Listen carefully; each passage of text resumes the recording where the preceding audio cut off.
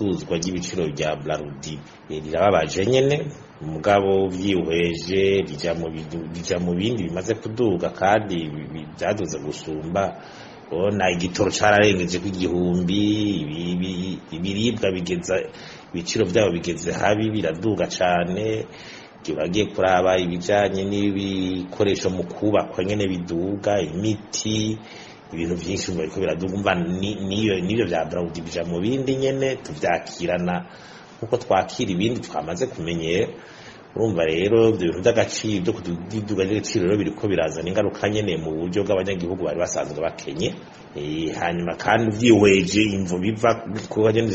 nyamukuru n'izine na amafaranga y'agaciro adakwiye atuma ibyo bari kubarondera hanze bizimba cane bibura hari ingorane y'umwimbu muke mu bisata bitandukanye ugasanga wabaye muke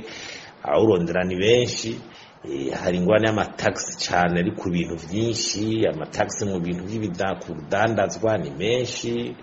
urumva abanyagihugu bategeza kuriha igitoro bategeza kuriha amatagisi bategeza kuriha ku giciro cyose kidanazwa ari amatagisi abariko hanyuma rero tutibagiye rero ibijanye na no kwikikamukiza kuri bisyo na speculation abantu bakwa utuna turiya bagira gute ibintu